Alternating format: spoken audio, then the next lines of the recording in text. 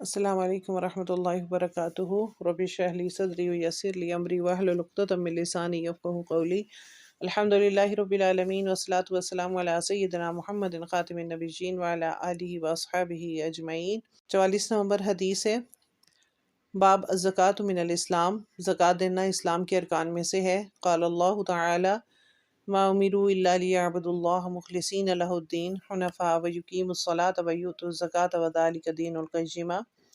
اور زکوٰۃ کے لیے اللہ کا ارشاد ہے، انہیں اہل کتاب کو صرف یہ حکم دیا گیا تھا کہ کج روی سے بچتے رہو، دین کو خالص اللہ کے لیے بنا لو اور اس کی عبادت کرو، نماز قائم کرو، زکوٰۃ ادا کرو، اور یہی سیدھی راہ ہے اللہ کی۔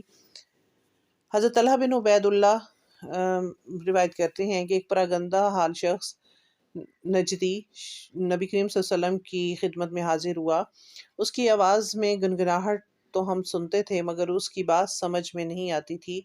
جب وہ قریب آ گیا تو معلوم ہوا کہ وہ اسلام کے بارے میں کچھ آپ سے دریافت کر رہا ہے۔ رسول اللہ صلی اللہ علیہ وسلم نے فرمایا کہ دن اور رات کے سب اوقات میں 5 نمازیں فرض ہیں۔ اس پر اس نے کہا کہ کیا اس کے علاوہ بھی اور نمازیں مجھ پر فرض ہیں؟ تو آپ صلی اللہ علیہ وسلم نے فرمایا نہیں، لیکن اگر تم نفل پڑھنا چاہو تو پڑھ سکتے ہو، اور رمضان کے روزے فرض ہیں۔ اس نے کہا کہ ان کے علاوہ اور بھی روزے مجھ پر فرض ہیں؟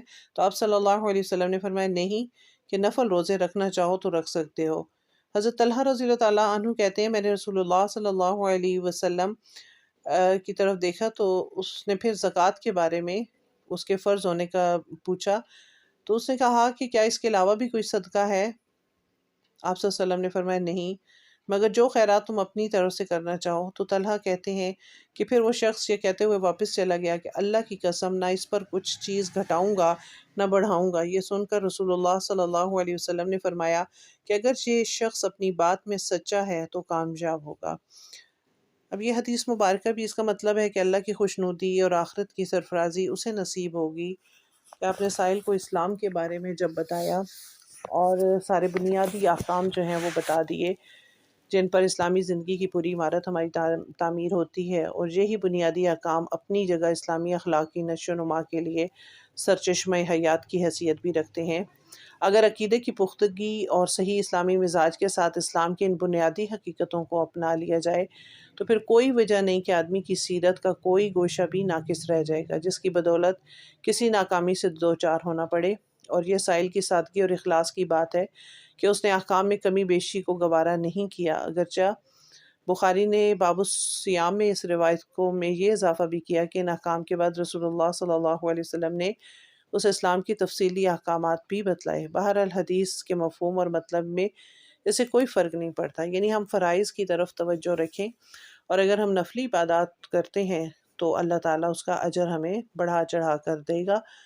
اور نفل تو ہوتے ہی ہیں کہ دل کی خوشی سے کی گئی کوئی بھی نیکی، اگر ہم نفل نماز پڑھیں گے، نفل زکوٰۃ دیں گے، یعنی صدقہ خیرات کریں گے، نفلی روزے رکھیں گے تو اللہ تعالیٰ ان سے ہمارے درجات کو بلند کرے گا۔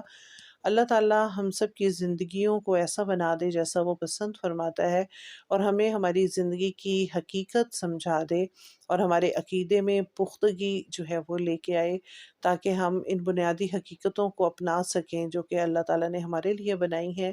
اللہ تعالیٰ ہماری سیرت کو زبردست فرمائے۔ سبحانک اللہم و بحمدک نشہد ان لا الہ الا انت نستغفرک و نتوب الیک۔ السلام علیکم ورحمۃ اللہ وبرکاتہ۔